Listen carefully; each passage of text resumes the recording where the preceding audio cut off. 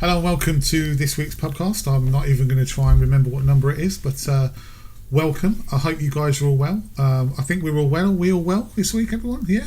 Yeah, very well. Been better. Very well. Okay. Belted. All right.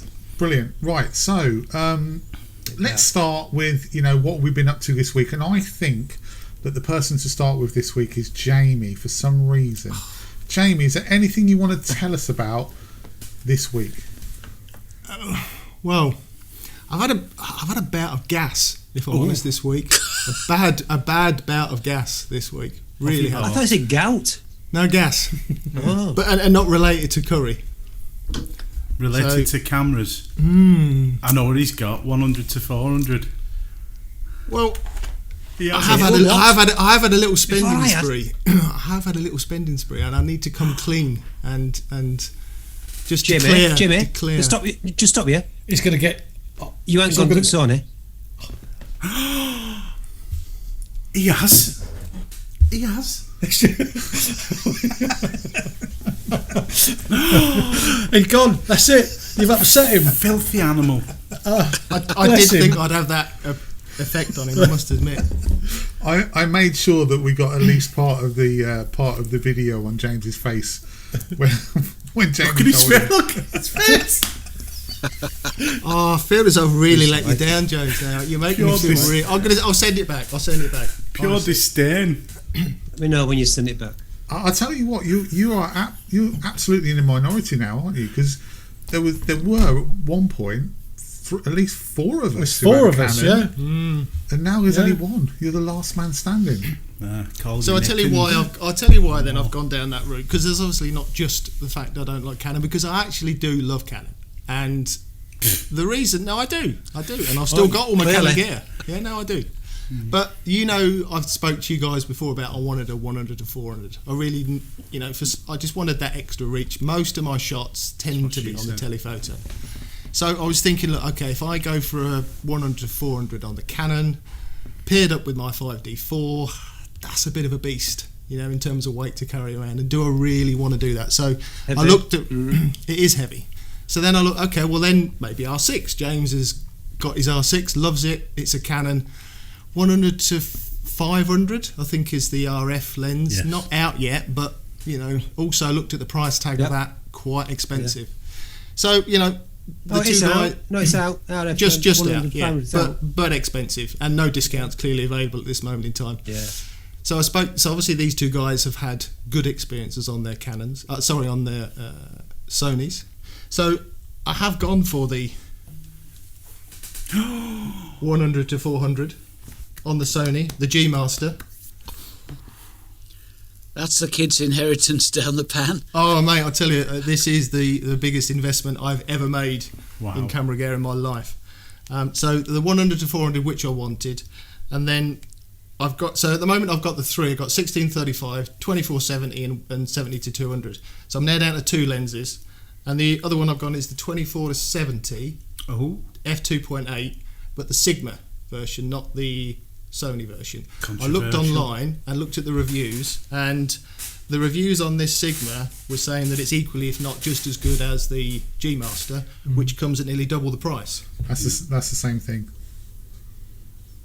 What is? Equally, if not as good as. Sorry, Gary. It's all right. We'll carry let on. him off. He's excited. He's got teachers, eh? He's got himself a Sony. That's why his speech is going again. No, I won't go there. Sorry. Not again. So that's my new lineup, chap. So yes, I'm. Have you got a camera to put it on though? I mean, I did show the camera, but Oh, did James just left the room when I showed the camera, so I'll show it again, just if he wants to stay in the room and look. What is it, Jamie? Can It's you the tell us what it is? A7R3. I did I miss it? It's the A7R3, so it's the same as the other two guys have got. So I'm afraid us guys in the East are now all paired up with the same cameras. So, But if you're anything like me, Jay, it wasn't an easy decision to make, was it? absolutely not. And it was driven because I wanted to go that extra 100 to 400, if I'm honest, and that's why I've done it. But it wasn't an easy decision, but I look around, I look at the quality. I wanted to keep obviously full frame. I wanted to go. The R6, looking at what James is getting, the results that James is getting from that, it looks fantastic, no question at all. But there was a bit in the back of my mind, and James will probably have a justification for it. the megapixels on the 5D4 is 28, is it? I think something like that. So the Sony is 40 odd, I think, isn't it, Gary? 42. 42. Yeah. So I'm going to get an extra amount of megapixels as well. I know that's not the reason I've done it, but that was one of the factors in there. But yeah, I just and I fancied a change, if I'm honest. So yeah, that's what I've done. But as you guys know, most of my work seems to be lending itself towards woodland at the moment. It's an area that I'm really enjoying getting into. A little bit of pressure on though. Do you feel it now, Jamie? Do you feel a little bit of pressure? I do now, because he's going to be so critical on any of the images I produce now, saying, "Oh, bloody Sony shite." I tell you what, though, you will notice that you're going to have to slightly change your shooting style with the Sony, because the first thing that I noticed, I don't know if you found this, Darren, but if you want to shoot anything with a decent depth of field, all of a sudden it's not f11 anymore. It's now suddenly f14 and f16. Oh. And I don't know if you found that, Darren, but I certainly found Not that. really, no. Yeah, That's odd, isn't it? did you not? No, well, that might just be my experience, but I found that you're probably looking at something like f14 now. F14 for me is pretty much where f11 was on a Canon. Oh, okay, it's interesting. Yeah. But the other good thing that I think you might find really useful is you got the APS-C mode on the Sony, and even if you crop it into APS-C, you've still got, I think it's 18 megapixels. Yeah. I think on the Sony, and then you've got essentially a 600mm lens at the long end of your 100 to 400. And still 18 megapixels, which is very tiny. Saucy Nancy. See, I can shoot from f4 to f16. It's perfectly sharp throughout. He's just killed it, hasn't he? Thing is, there's no other Canon users in the room anymore. Sorry, Jamie, I got disturbed by our little lads. I was popping in and out, so I missed all your spiel about your Sony. Sorry, but okay, your decision. Yeah, we were just saying though, happy. you probably text him saying, "Can you come in, please, and just disrupt Jamie for me, Yeah, please, just mate." heard it. I must admit though, the first time looking through the EVF, wow, actually just seeing everything, your exposure and everything change through That's the EVF. great, isn't it? That's the biggest change I found as well. Yeah, I knew you lot would catch up with me eventually. It's just a matter of time. So yeah, so that's what I've been doing this week, spending too much money. Anyone else, Darren? Have you done anything you want to talk about this week? Yeah, well, I've had a serious bout of gas as well this week. It's catching, isn't it? You know that we was talking, it might have been on the last episode when we were talking about the Rode Wireless Go. Oh. And I said to you guys that I kind of put it in the basket and I took it out the basket, and there was a reason that I was doing that, and it wasn't that I was in two minds of buying the actual mic. It's just that I wanted a new vlogging rig, and I was almost waiting to purchase a new rig before I bought the whole package. Before you announce it, I just want to get back onto James's face, right? Okay, carry on. So I was contemplating waiting for the M50 Mark II to come out. What's coming now? And then I thought, do you know what? I'm gonna go whole hog. And I've gone for the Sony A6400 with a at the moment with an 18. This lockdown's really getting to you, like, innit? I just can't wait till it's over. 18-105 lens, and I've gone for the wireless Rode Goes. Yeah, Rode Wireless Go or whatever it is. The Rode's a good decision. Is that it? Send the best back. So what's the aperture on that lens? f4. Oh, but okay. in all fairness, there was another reason why I bought this, is because I also think this would be a really good stills camera. So I've not just got this for vlogging. This is obviously smaller than my A7 III, and obviously some of my lenses, and I just thought, I can put this in my messenger bag and just get some snaps when I'm just out with Helen, just walking, rather than taking everything with me. So yeah, it's more than a vlogging camera, this, but this is my new vlogging. It's a crop sensor, is it? Which model is it again, Darren? It's the A6400, 6400. Yeah. Yeah, which has got great reviews. I've been looking at this camera for a while, and it was going to be a toss-up between this and the Canon, but I thought because I'm shooting so much B-roll through my Sony, I wanted the same codec, so it made sense to go with Sony for my vlogging rig, and then I can, when I match the two, the colours should look the same. Oh, you could have gone for a Canon main camera to match your other M50, which you could have. Yeah, but I just didn't want to come Canon. down. I didn't want to go downhill. Do you know what I mean? I want to keep aspiring and going upwards. You didn't want So, me and Jay was talking. I won't mention then. Because me said 6. Sorry, but me, Jay, or me and Gary knew that Jay had got this. And we said, look, don't say nothing yet. Let's announce it on the Pubcast purely to see James's face. Yeah, Didn't let us down. It's a ruin week. Sorry, mate. Wow. No, I followed a recommendation from a well-known vlogger this week, actually. The very interesting and watchable Adam Gibbs. I really like his stuff. Great photographer, and he made a recommendation, and I thought, do you know what? He's absolutely right. He made a video about wellies, and I've ordered a pair. Boots. Yeah. Yeah. Oh, yeah. Yeah. Okay. Muck boots, is it? Muck boots. Yeah, I'm such a sheep. They look wonderful though, because you can get up the mountains with them on. Is that all you've got, Darren? No. No. I thought I saw some fancy boots on you one time. No. Obviously. No, they're so uncomfortable. They're great big fishing wellies, but they're huge. But And they had Sony rhinestones on them. yeah, I'm waiting to Sony bring out some wellies, and then I'll purchase them, and a Sony headband as well. Yeah, like Sony t-shirts, like Dire Straits. Yeah, with Sony. Yeah, exactly. Yeah. If anyone from Sony's watching, I'll drop you. Well, they will be now. I'll drop you down This in whole Jamie's podcast email. is sponsored by Sony. Hold on, steady on. We're not all gone that way yet. No. Yeah. Yeah. Oh, was that a fraudulent slip? Oh, mind you, I've got a Sony vlogging camera, so I should shut up, really. There you go. Oh, I've got a Sony Walkman from 1986. And it's still going. There you go. I've got a PS3.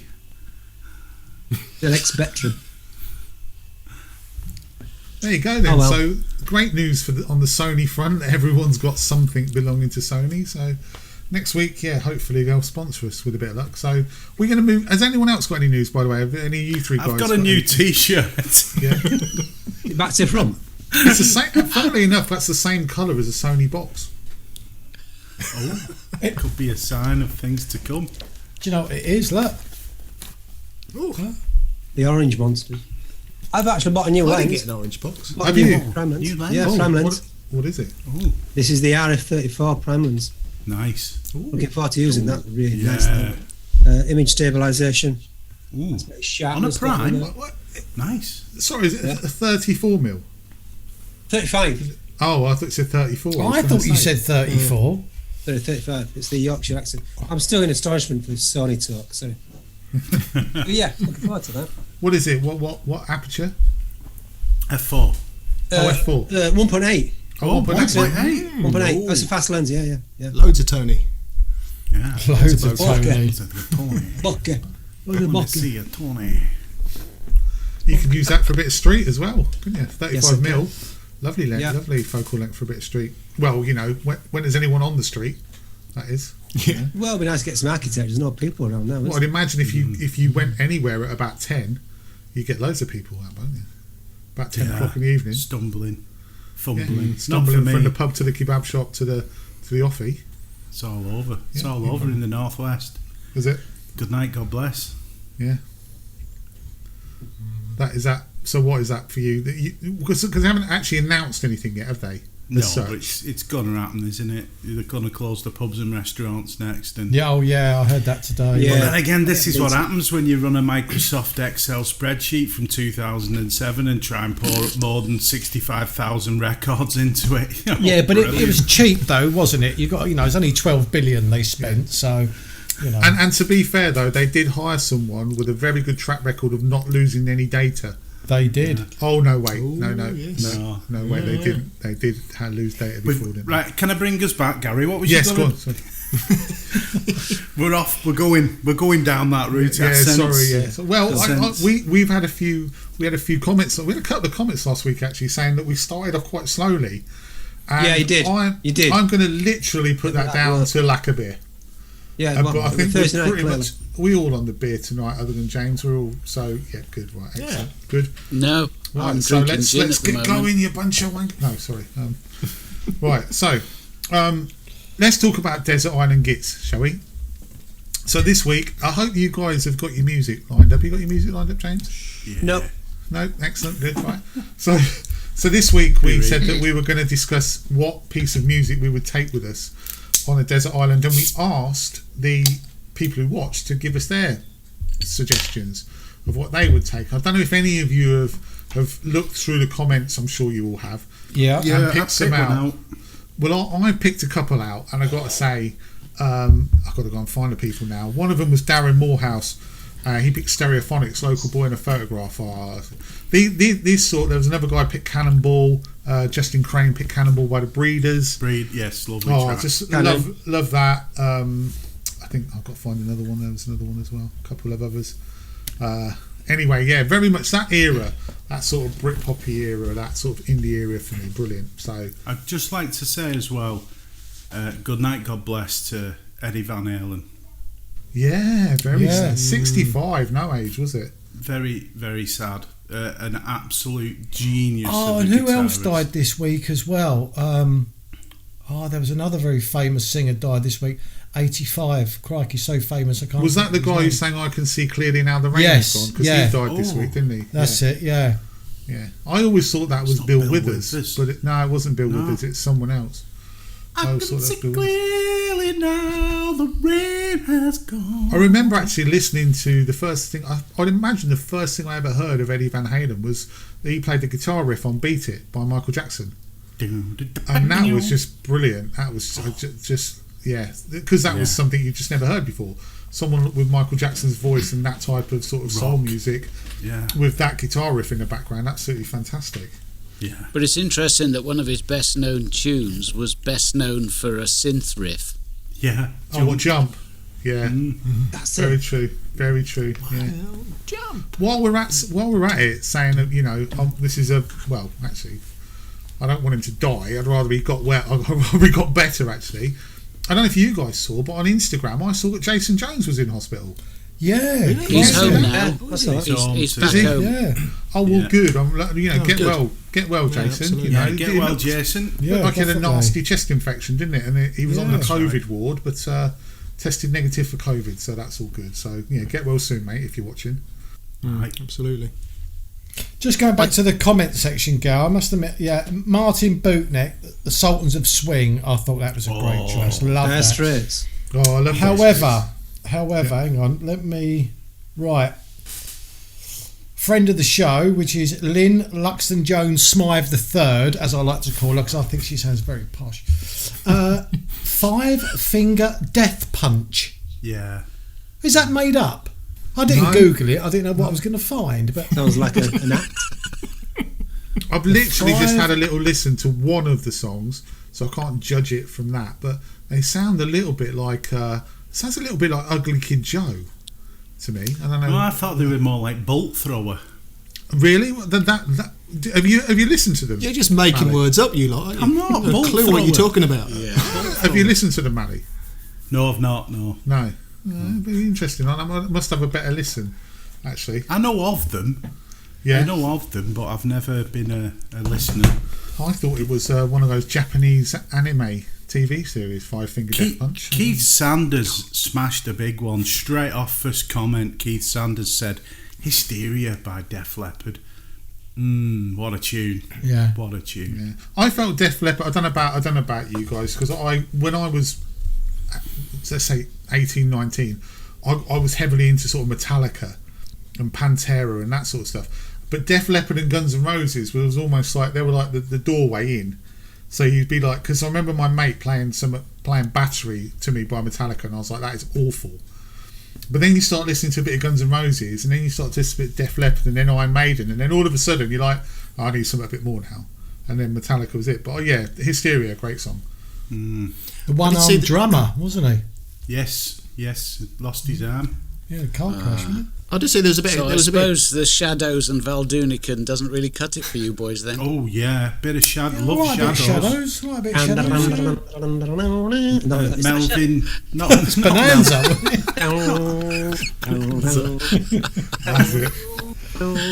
Oh please. It was good to see some. Yes.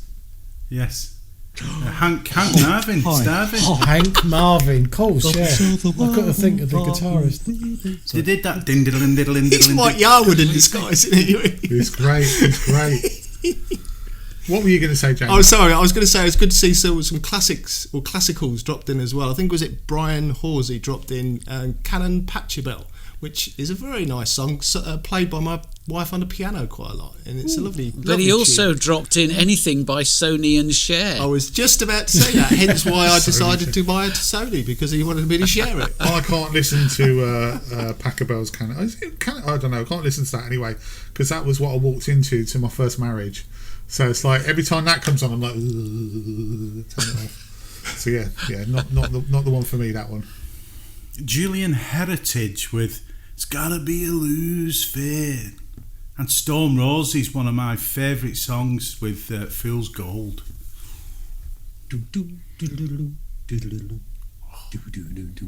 So who's going first then? Who's going to kick this off? I'm so dark, huh? Yeah. You are dark. Well, seeing as James is underprepared, James, what's your pick now? All on your own. Put him on the spot. Seeing as you're not prepared, let's put you on the spot with what's your pick? He's getting darker. Oh, am I getting darker? No, you got brighter now. The light. So I don't know about you lot, but music is quite sentimental. It reminds me of like memories, good memories, and this. Excuse me. A moment. Calm down, moment. This brings back memories, beautiful memories. An ex-girlfriend of mine. We're talking 20 years ago, and I loved her. Is it Barry White? And it's just the calmness, the serene tunes are real engaging. And this is Number of the Beast by Iron Maiden. Oh, tune. Press play. The fires are burning bright, the ritual has begun, Satan's work is done. Sex, the number of the beast, sacrifice is going on tonight.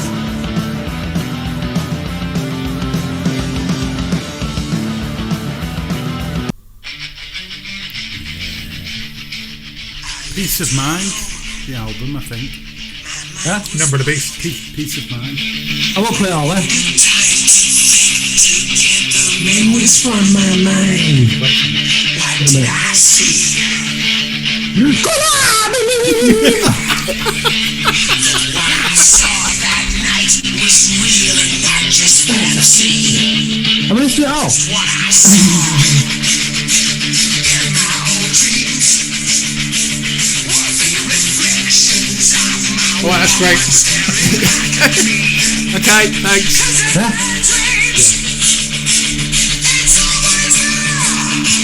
There you go.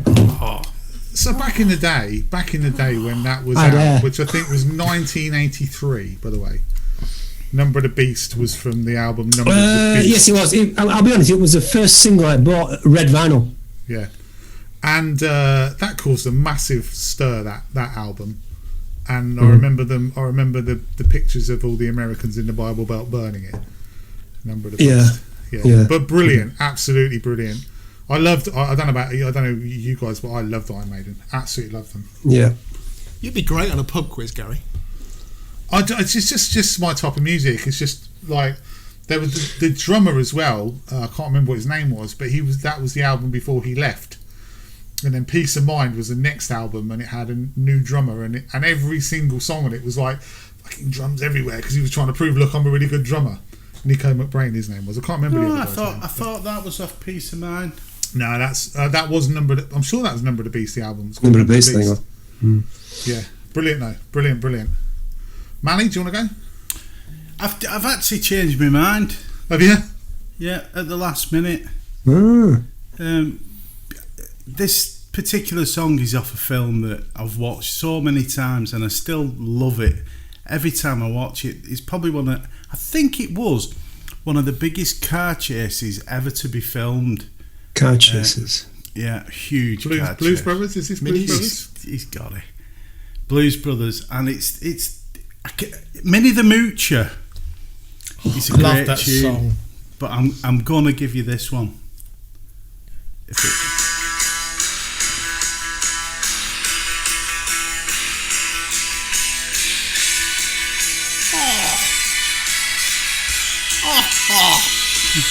You're dead if you're not into that sound. That's a cracker. So I'll be honest, I'm going to have to admit, I don't know who that is. Who is that? Wait for it. So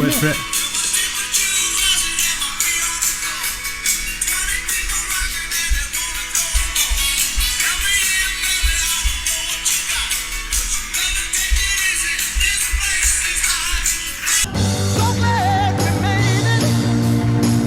So glad we made it. Give me some loving. Give me some loving. Give me some loving every day.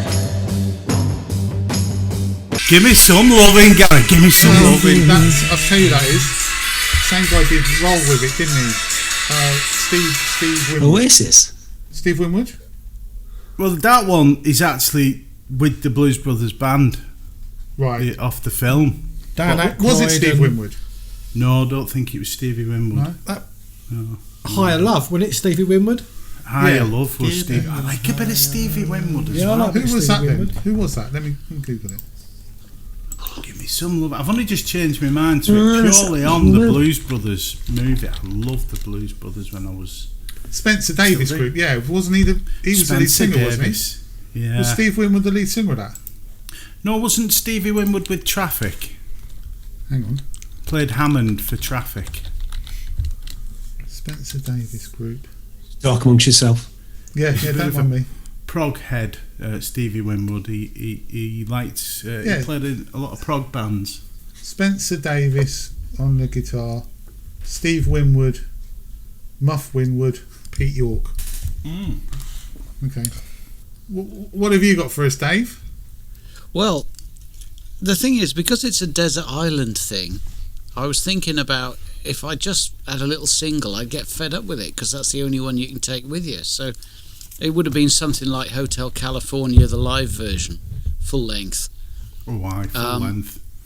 Or, in terms of memories, because we were talking about it has to be something that evokes a memory, it might be something like a Dead Kennedys track, like Holidays in Cambodia or Moon over Marion or something like that. But what I went for in the end was Emerson, Lake and Palmer, Carnival 9, the B-side of the Brain Salad Surgery album. It's a single piece in 3 movements, but it's 20 minutes, and I wouldn't get fed up with it.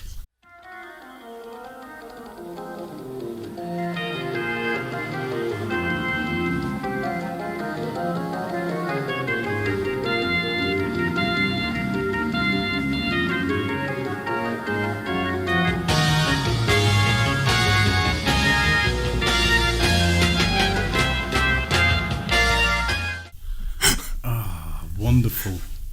And that was my choice. It's a bit of this is just the intro. Oh, just love it.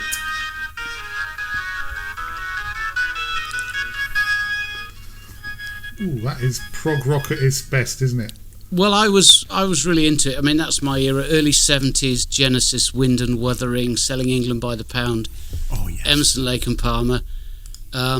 So yeah, that's my choice. Half an album. Thank you. Why not? Why not? Oh. You know, give a minute to take a mile. Right, Darren, what about you, mate? What are you going for? Oh, hang on a minute, I've got yours, but you can tell us. Go on. Well, I really thought about this, and it was a tough decision. I always thought, because I listen to Desert Island Discs quite a lot, and I often thought, if I was ever on the show, what 10 tracks would I take? and I'm a huge like Eminem fan, so there was definitely going to be at least one Eminem track. But then, you know, I love like Luther Vandross, I like Queen, Steely Dan. There's so many people that I like, but I thought, well, I can only take one. And like what Dave just said, you know, I could I listen to the same track over and over? So I've actually chosen a piece of classical music, because that is 9 minutes long, and it's Johann Strauss, the Blue Danube, which is a waltz. Now, I sent Gary this piece of music about 6 weeks ago, but I think 2 days ago I found it on a video, and I think hopefully Gary will put the link kind of in the comments below.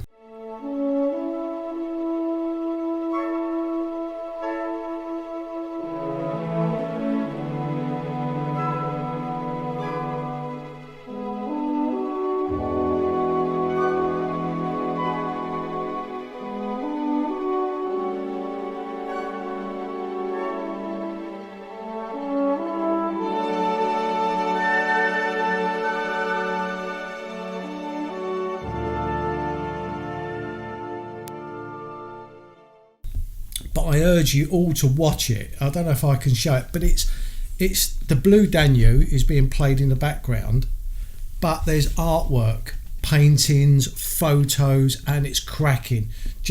I'll play a bit of it now, but watch the video.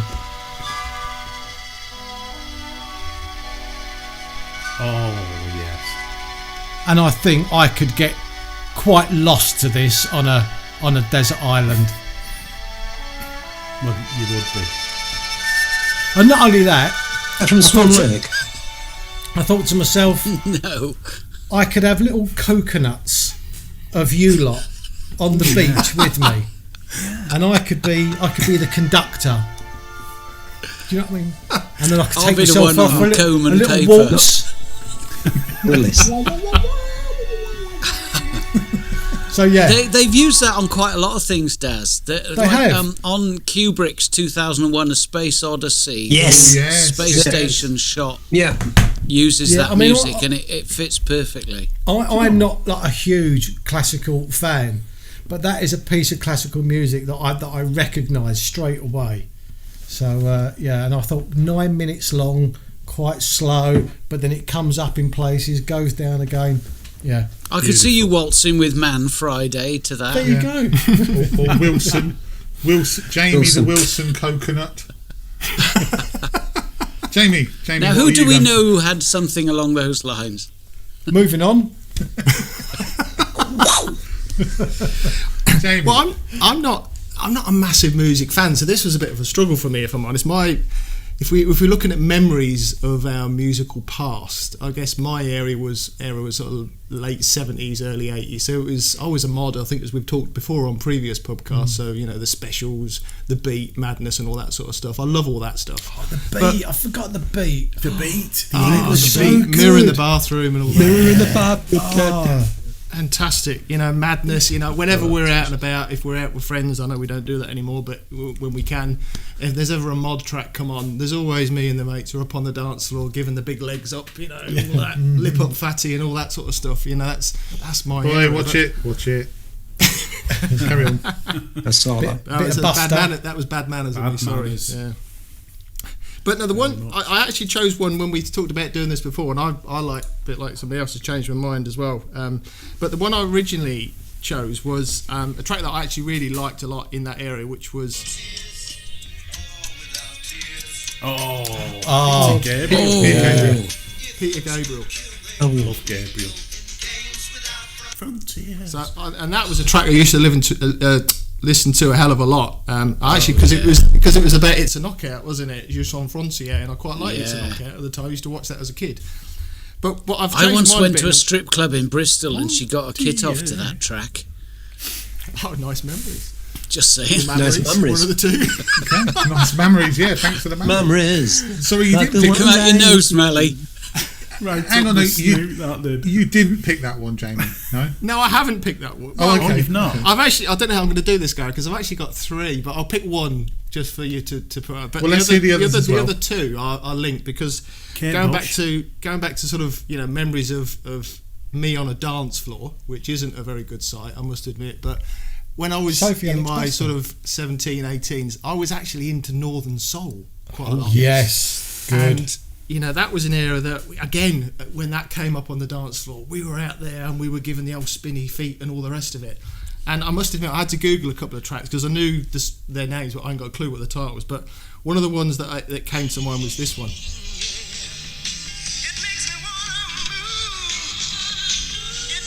You probably won't know who that is because I didn't. Well, it's not very long. It's called "Out on the Floor" by Dobie Gray, and then another one.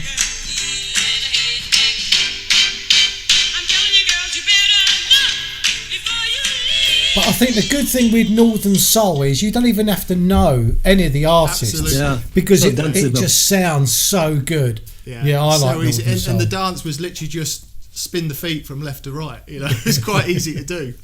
But so it will probably be "Out on the Floor" by Dobie Gray is the one I'll put forward because that was the one that's got me the memories. But yeah, Northern Soul I'm putting into Room 101 or whatever we're calling this.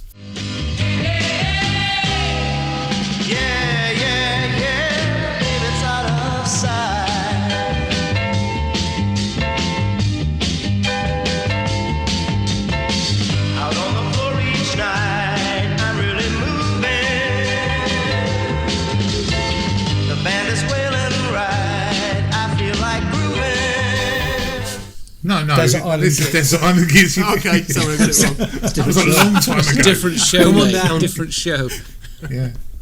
So I personally, there were loads and loads I could have picked. Could have been a bit of Metallica, could have been a bit of Iron Maiden, actually, like James, because I loved them. Loved everything up to Seventh Son of a Seventh Son. In fact, the one after that as well. Can't remember what it's called. Can we play a game and guess, Gary? Yeah, go on then. Can we guess? Well, give us some clues. Give us 3 clues. 3 clues. 3 clues. Yeah, go on. Yeah. Okay, it's 25 years old. Oasis. Jason and Kylie. It's Oasis. No, is it? Is it it's Oasis? Definitely Oasis. Joe Dolce. Oh, come on. Shut up at your face. Shut up at your face. Really? It's 25 years old. It wasn't released in the UK, it was released in America. Was it Dolly Parton? Working 9 to 5. It's an album song that everybody knows, right? Everybody knows the album song, but it was never released in the UK as a single. It was released in America. It's 25 years old, and it's 7.5 minutes long. That should be it. Manny's should get it from that.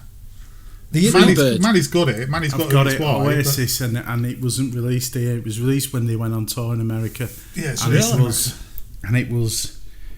Oh. All right, go on. It's Champagne Supernova. How many special people change? How many lives are living strange? Where were you while we were getting high? Slowly walking down the hall, faster than a cannonball. Where were you while we were getting high? Someday you will find me caught beneath the landslide in a champagne supernova in the sky. So I went from, when I was younger, I used to listen to Motown all the time, and like Luther Vandross and the Pasadenas and anything like that. I loved all that. And then I went into like Def Leppard, Iron Maiden, Metallica, Pantera, Suicidal Tendencies, Rage Against the Machine. And then when I went to uni, I got into Oasis, Blur, Ocean Colour Scene, all of that. And Stone Roses. I never liked the Stone. Do you know what? I love the Stone Roses now, but I never appreciated them then when they were first out, because that was sort of late 80s, and in the late 80s I was into Iron Maiden massively.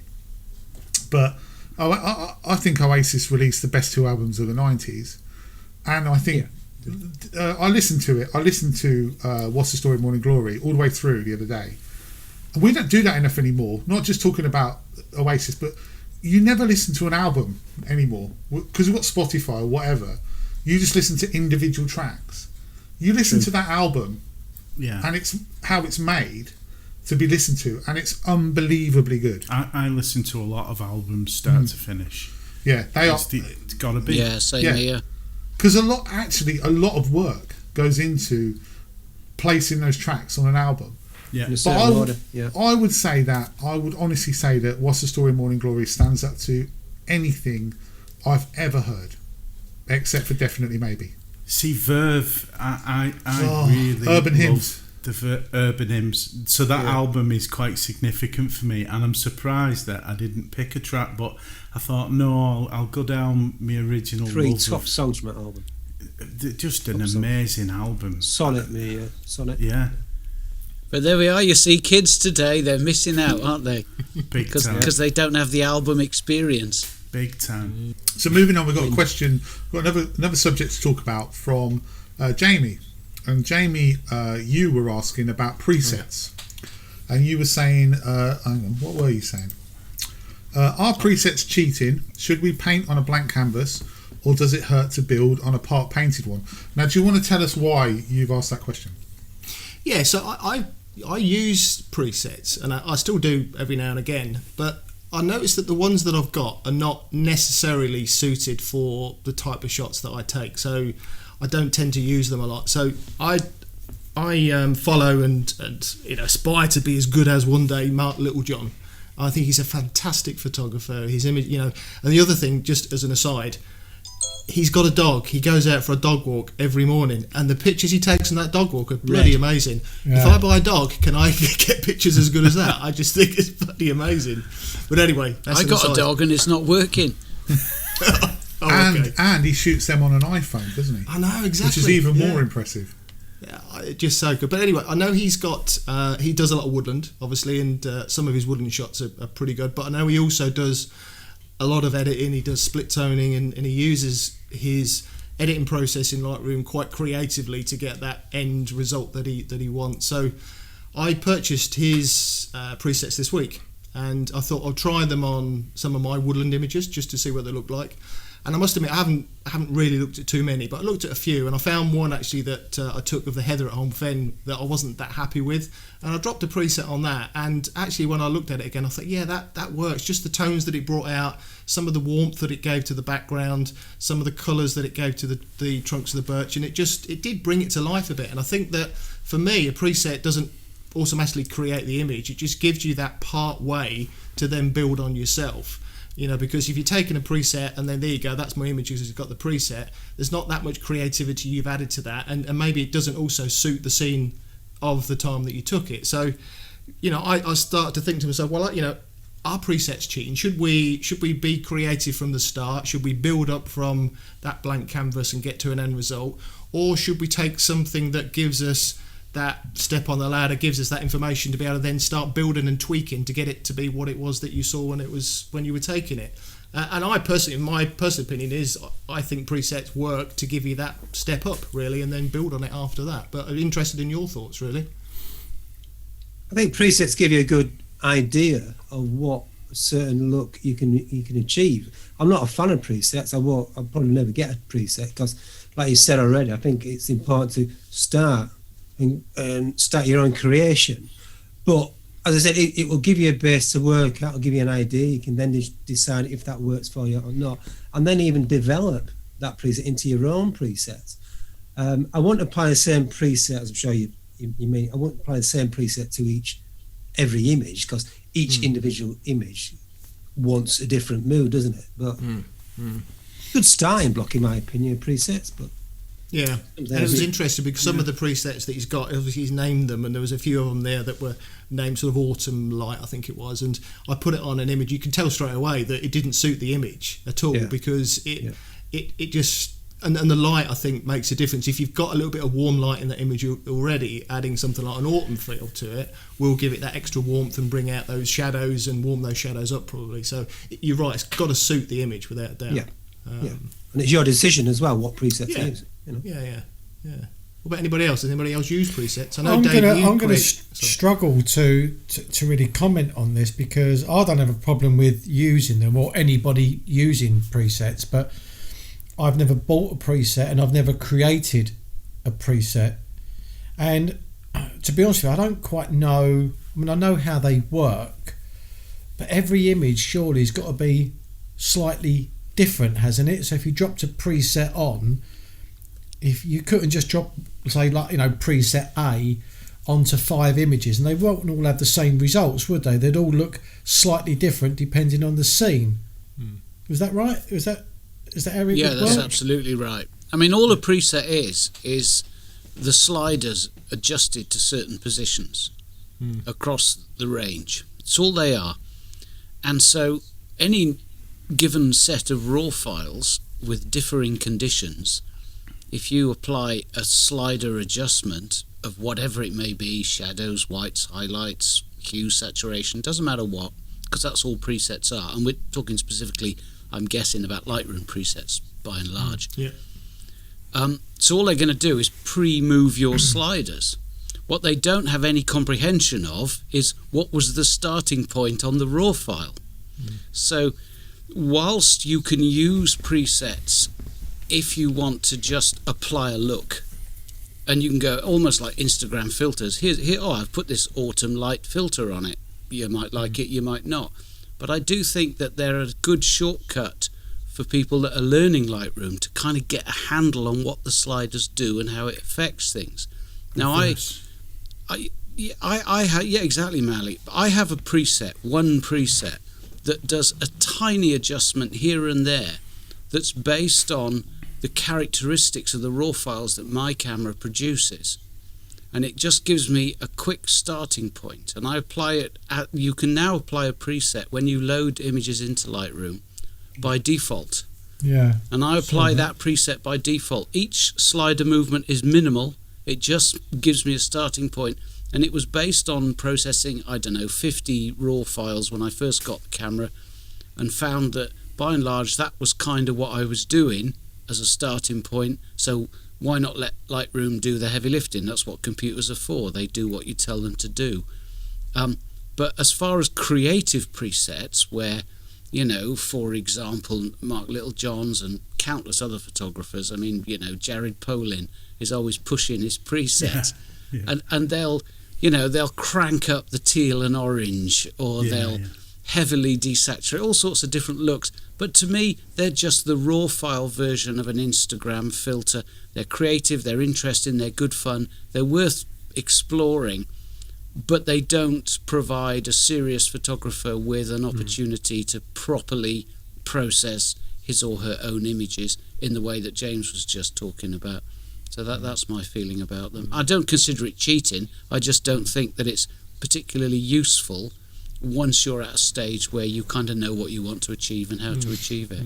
I think people who make presets are probably some of the most generous photographers on the planet, because whenever I look at a preset package, they're always offering them for £10 when they're £400.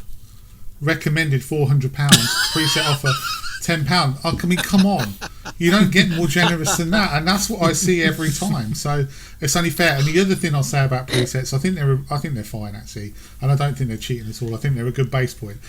But I think the more ridiculous the preset name, the worse the preset is. So like if you've got like hint of decadence as your preset, not going to be a good one. Or whiff of desperation, probably not a good preset. The ambience of toilet break.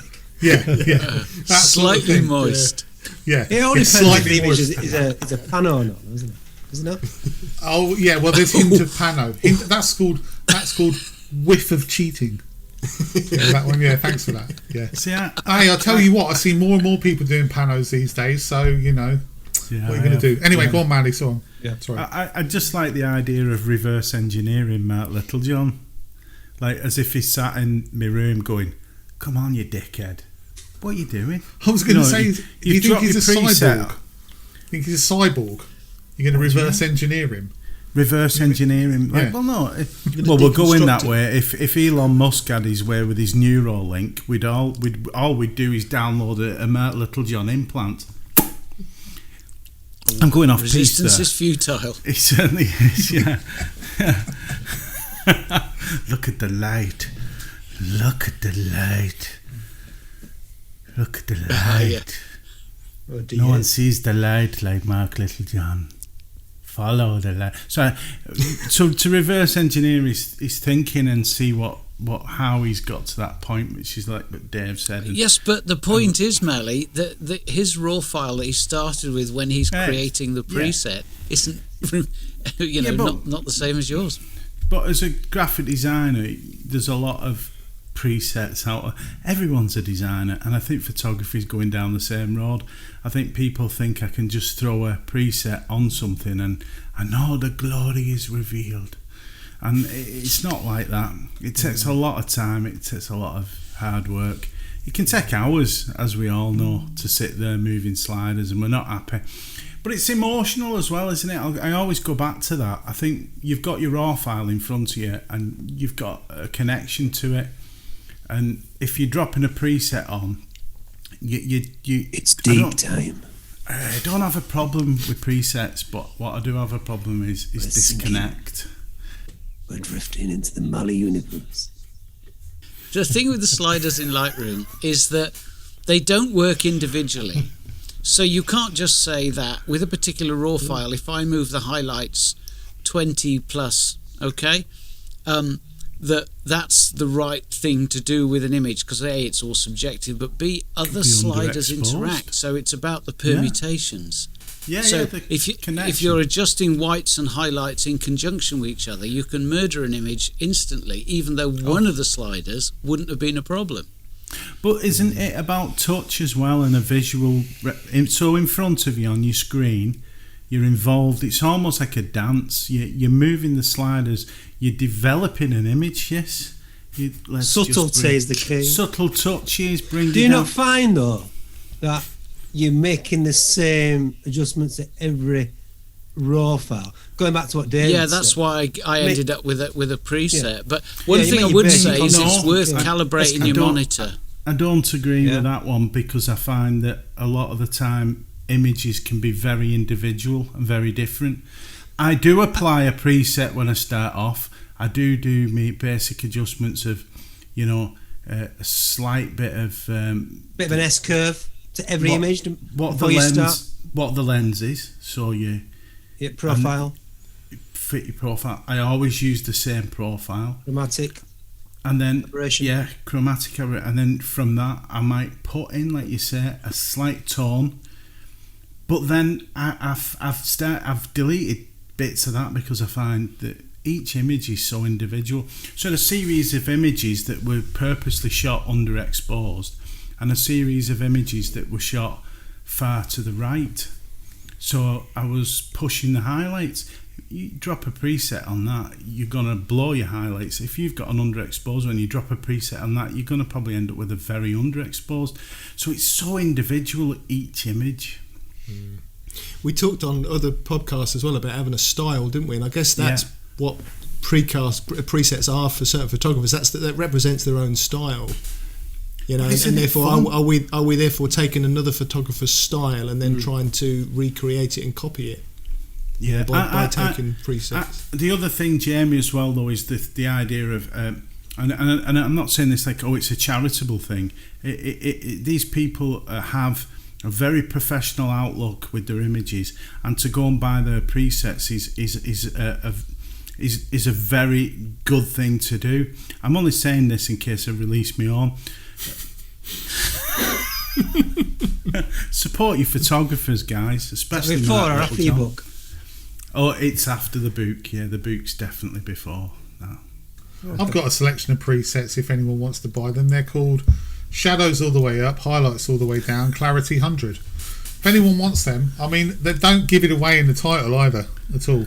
Oh, I nearly said something then. Oh, go on. I did. And are they worth $400 but only going for 10? No, literally they're worth $500, but I'm selling them for $3.99. Have you guys heard of Theme Forest? Yeah, theme Yeah. forest, yeah. Envato. Yeah. Ivato, yeah. Yeah. See, it's all about knowledge and know-how, and the great assets to have if you are not a photographer, if you're not a designer, if you're not a web designer. They're a great thing to have as a starting point. And theme forest for me, and even with the music, Chord Canyon, and there's a lot of different Audio Jungle. Audio Jungle. Yeah, Audio Jungle. It's very commercial business, and as someone who's getting, have you done that? Is it ready? Have you done that website? Have you got it? Yeah, have you done it? Have you got it? What's up with you? Have you not done that? I wanted that half an hour ago. Time's money. That's where. Are you using the sour grapes theme lately? That's where theme forest comes in, isn't it? You know, let's face it. You've just ripped the lid off my entire business model. There's USP. A lot of other people as well. It's yeah. So has that answered your question, Jamie? No, not at all. Okay, Jamie, why did you purchase them? What's the main reason you're looking? Because I. Go on, you answer. Because they were £500 and you got them for a tenner. Exactly, yeah, it was a deal. You can sell them on. Sale. For God's sake. Well, at least you didn't nick them and try and sell them on for nothing. Sell them on for. Oh, sorry. Yeah. It was an impulse buy, James. It was one of those quick. Oh, yeah, there it is. 20 quid or whatever it is. I'll get them. It was an impulse thing, and I want to be as good as Mark Littlejohn. Why not? He's a legend. No, I just thought I'd give them a try, really, and I have, and I might use them, I might not, and I don't care whether you think they're cheats or not. But Here's the twist, Jamie. He's looking for your presets now. Aye. Yeah, there you go. I'll have to create my own Fenland style. You do. Oh, I like that. They'll all be flat. Yeah, they'll be a bit flat though, won't they? Yeah, they will. A whiff of bog. Oh no, actually, that's Darren. Has anyone lost James? I was thinking the same thing. Oh, James, are you there, lad? Oh, he's gone. He's gone. You scared him off with Sony and presets. what's he like? And I think it's a shame because I think the next subject was actually all about James. So moving on, we've got final question this evening is from Darren, and it's really a question to James, but I think it'd be an interesting subject. He's basically saying, James, how do you choose which of the Wainwrights to do? And he's like, I know they're in like regions, but is there a general formula to which one's first and which one's last? Do you base it on the weather or do you base it on the region? So off you go, James. So for me, it's changed really what sort of order I attack them. When I first started, you're right, they're all divided into different regions. There's 7 different regions. Should we explain what a Wainwright is, just in case anyone doesn't know? I mean, yeah. I know, yeah. All right.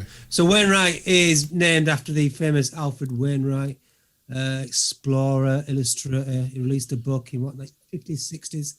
And the book depicted drawings of each of the 214 fells, and he renamed in the Lake Districts, and renamed as Wainwrights. And they're all divided into 7 different regions, north, south, blah, blah, blah. So when I first started, I started to clock off the central, and then I moved to the eastern. But then I used to chop and change. So ideally, what I mainly do is try to complete each region. But depending on the weather and depending on what else I've got planned, bear in mind, it can be travel distance can be from 2 hours up to 3.5 hours to get to a certain area. I've got something else on, I might just pick and choose another route. I pre-plan all my routes. All my routes are in my phone, and I set them all up on View Ranger. For instance, I've got 8 more routes to do, and I know exactly what the route is. But recently, I've been chopping and changing between the northern area and the western region, because there's literally travel between about 2.5 hours up to about 3.5 hours. So that's basically clear. So ideally, I'd like to clock them off in each area, different region, and then move on.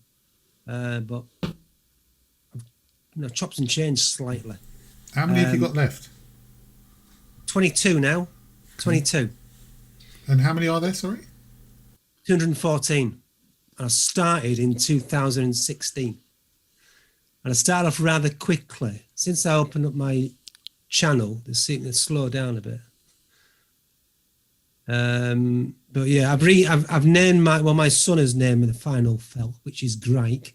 So I've got a pre-plan. I've got a plan for that day.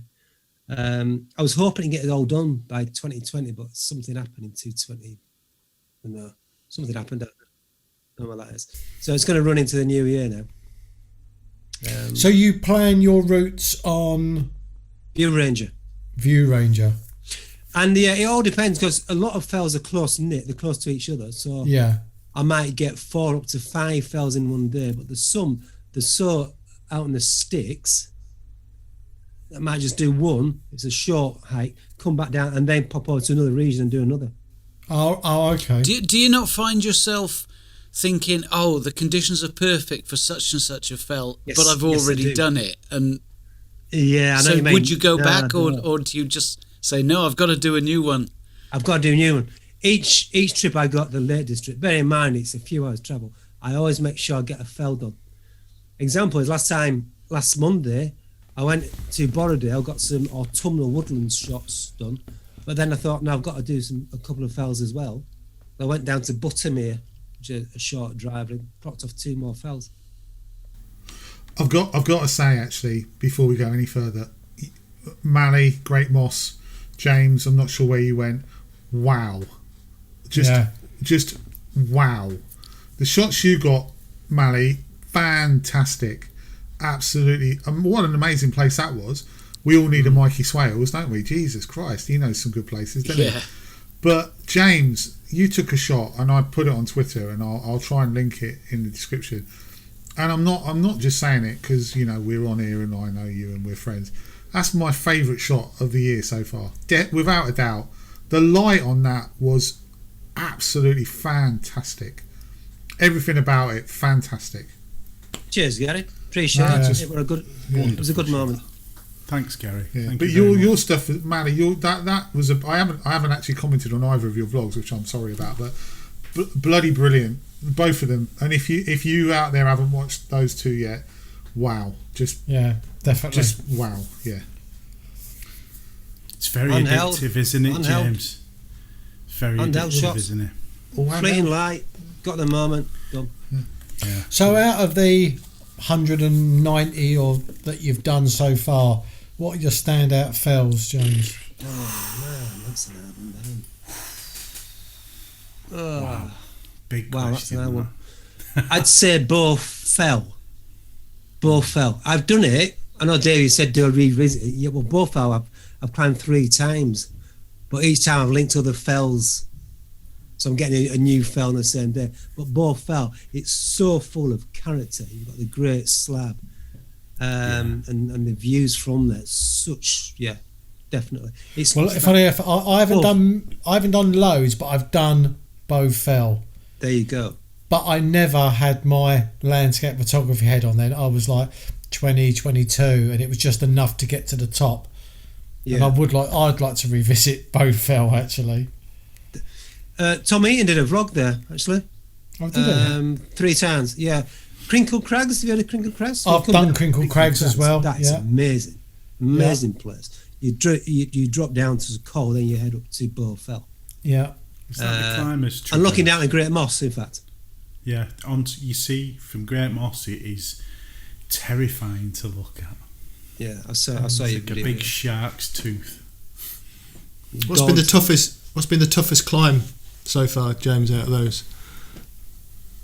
God, no, you're asking.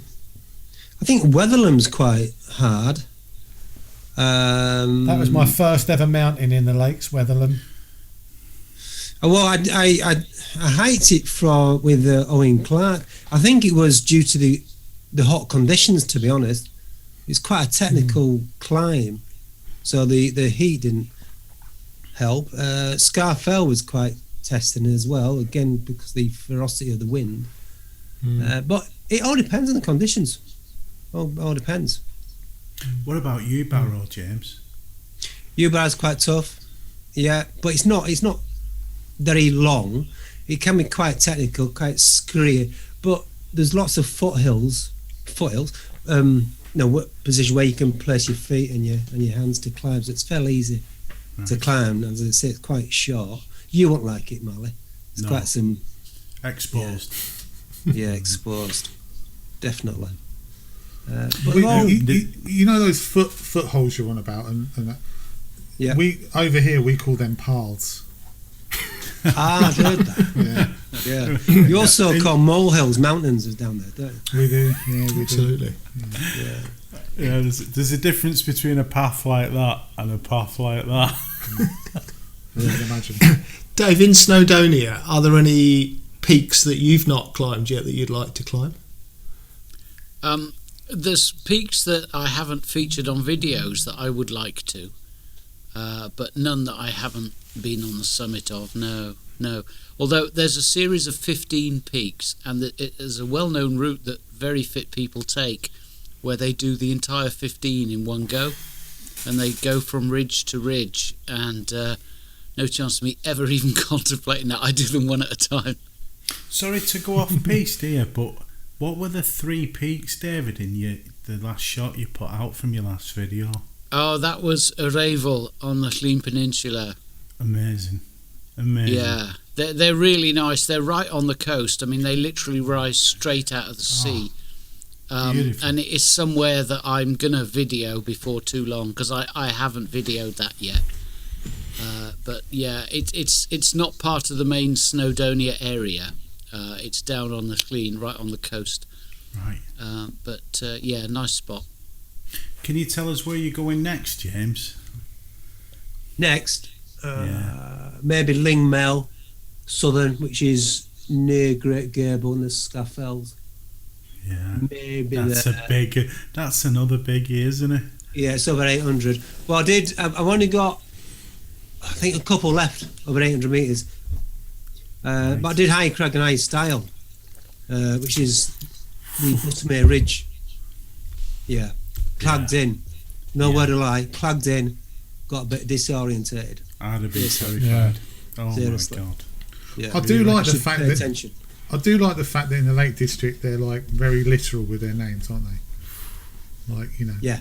High. It's a high and it's a crag. Yeah, crag and like you don't get like. Do you get ones like Shit View Fell? Cool crags. Bland crag. Fish and chip. Mount. Not very high moss. No, actually, it was just quite, because I think I've only done like 4 or 5 like real summits in the lakes, and it was funny, James, how the 3 that you mentioned You've done was the ones that are Weatherland, Bowfell, Crinkle Crags, the Old Man of Coniston. Yeah, Dale crag.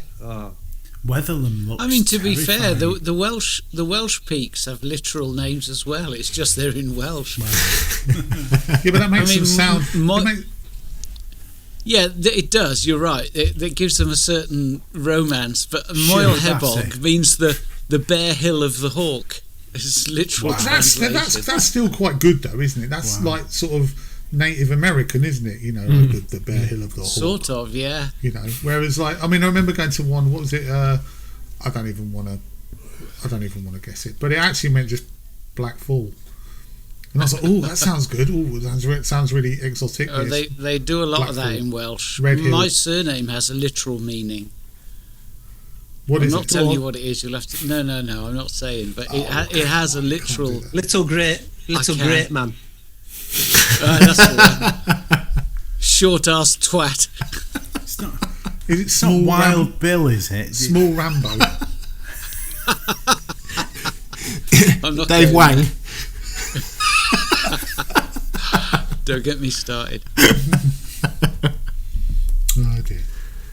Let's kill that conversation anyway. Well, no, I'll tell you what. I have a habit of doing that. I think, James, joking aside, we have probably ended this bit now, but I think you should do a video on it how you plan and what you do, and Do you think? perhaps show, like range master, how you plot a route, and I'd be really interested in Cut some watching that. And I think there'd be loads of people Alfred that would Wainwright be. in it as well. I've been watching his Coast to Coast, and I've been watching where he goes out with the I'm sorry, I forgot his name. He goes out with the young chap, taking him through all where he's done over the. You could cut bits of footage in from that, and maybe some of his drawings as well. I'm not sure about that. Why? What you should do is write a book about all the high peaks of the lakes. Yeah, that'd be good. Yeah, it could go on a Burns. So I'm going up a Burns. Yeah, I'm doing a couple of I think Burnses that'd be this a weekend. really interesting video. Once you've done it, perhaps then do a video, literally a 45-minute video on it or something. Yeah, I You agree. could literally be the Michael Portillo Defo. of the lakes. Yeah. Just saying, I'm just putting it out Talk there. about killing it. Michael. Like the Michael Palin. No, Michael Portillo did that. He did that train journeys, didn't he? The train journeys, yeah. He followed a book, didn't he? I've imagined James in some red slacks. Yeah, Yeah. Michael Palin. Here is Bill Michael Phil. Portillo. exactly. Portillo. Yeah. Do you not like Michael Portillo? He's a twat. Yeah, fine. It's a Tory. No, he's twat. He is. Anyway, And that's why we don't do politics. No. well, we try not to do politics, but it does drop in every now and again. Does it? I saw Michael Palin on This Morning. I think it was This Morning or something. He's doing. What is he doing? Is he doing a new? Not being a twat. No, he's doing. Could be that. No, Palin. Not pop. Yeah. No, Not that's what I said. portfolio. He's not being one. That's what I said. I think Michael Palin isn't being one. Other Michaels are available.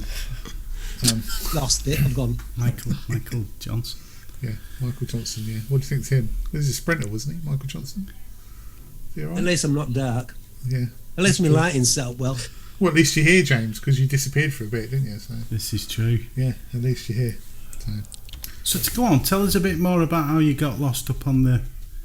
You got clagged in. So, What was that like? if you go on a normal ridge, it's usually in a straight-ish line, isn't it?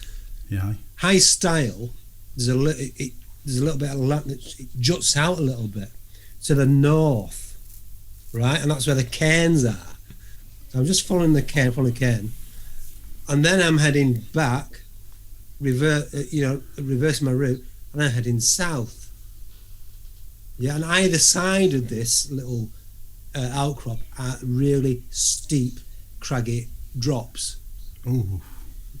And it wasn't until I looked up and I noticed a tarn. I thought, this is completely wrong. I was heading northwest towards Red Pike, completely wrong direction.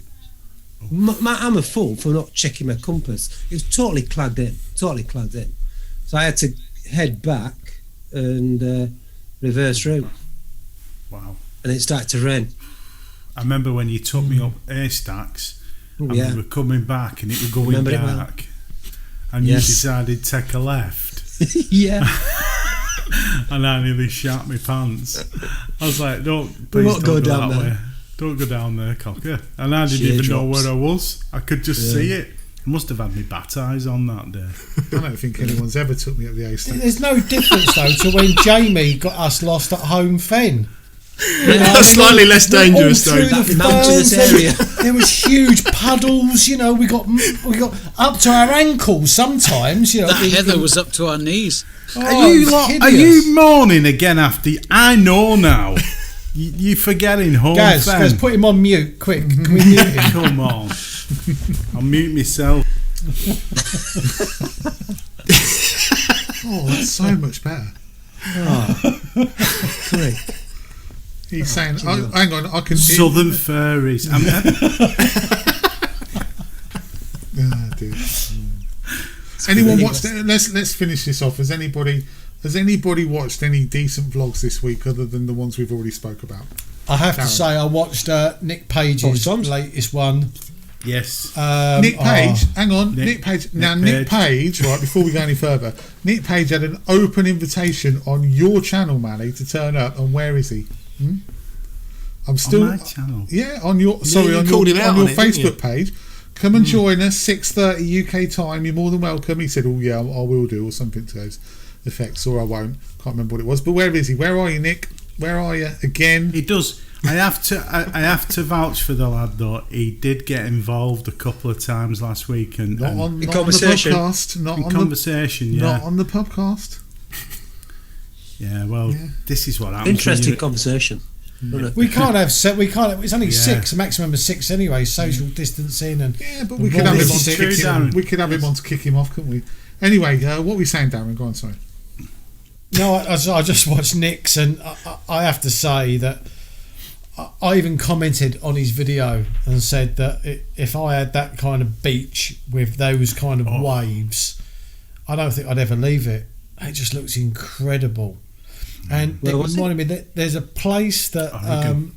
I don't know where it was, to be honest. Oregon course. Is it Oregon? Yeah. Put that But way past it. I have to say, I would love to go and photograph them waves in Portugal that they have kind of once a year in the winter. I think 2 or 3 the week Algarve. period. Oh, yeah, they're incredible. You know, kind of Surfing. 80, 90 Surfing foot waves, the biggest waves in the world. I always thought the biggest waves in the world would be something like Australia or something like that. But Hawaii. they're not. We're in Portugal. Hawaii. Been to Hawaii.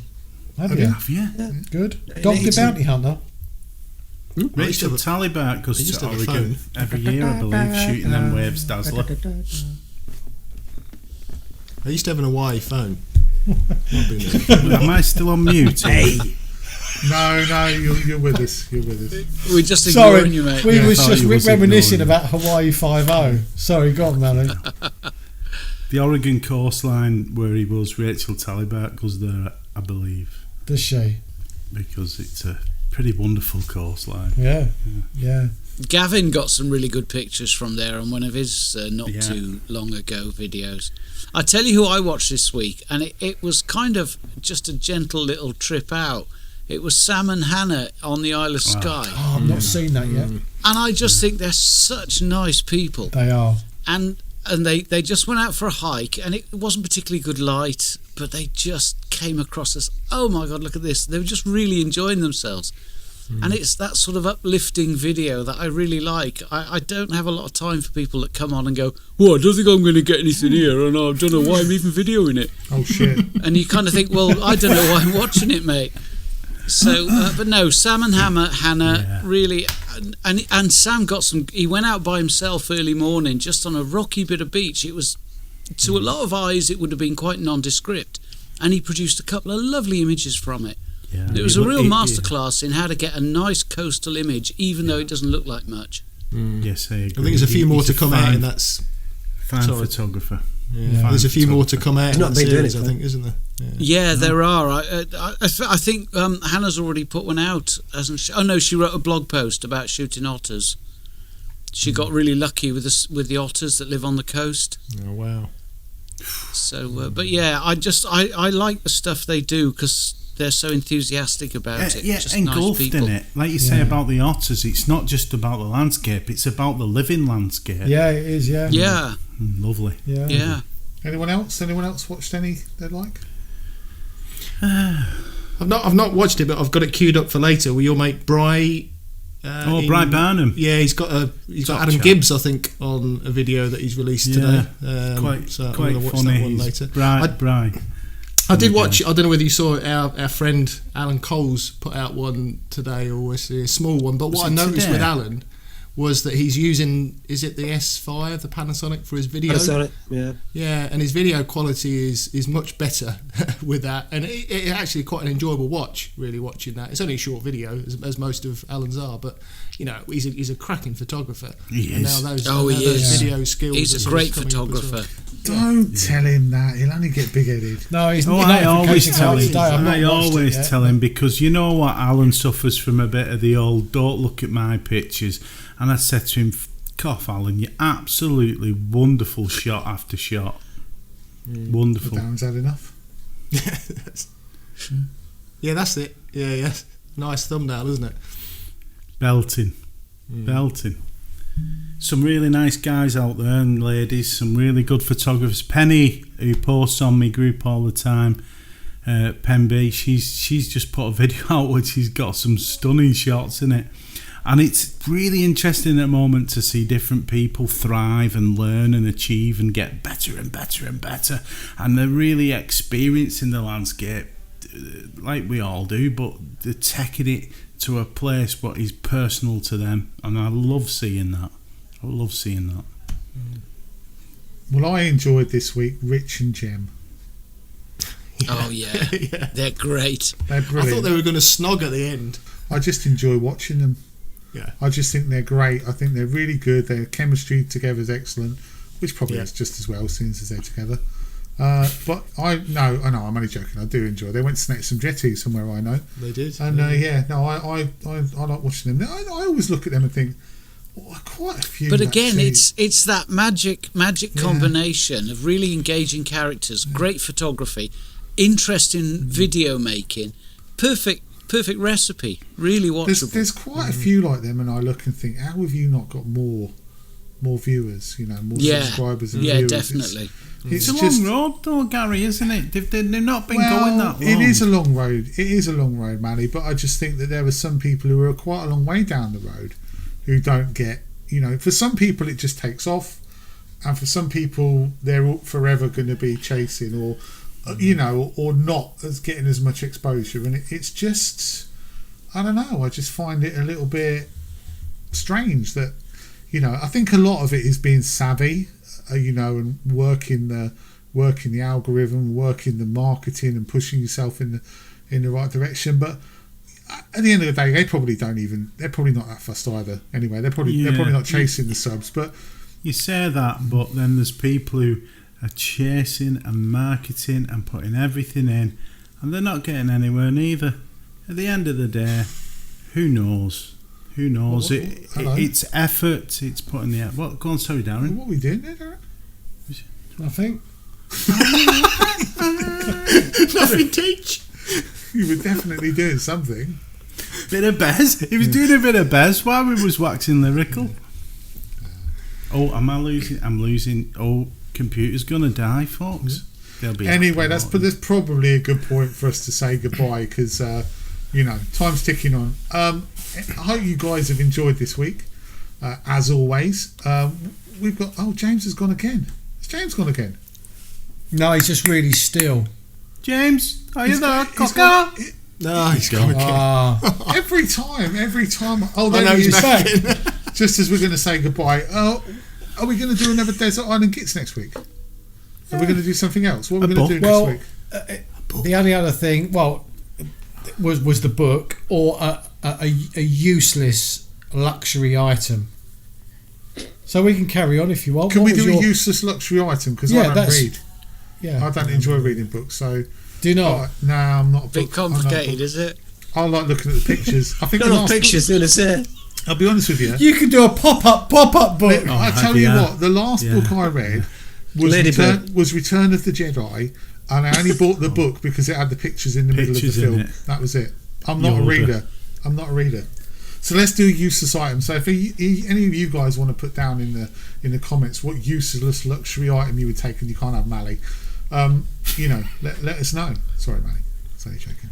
Anyway, thanks for watching. Thanks for watching this week, and we'll see you again next week.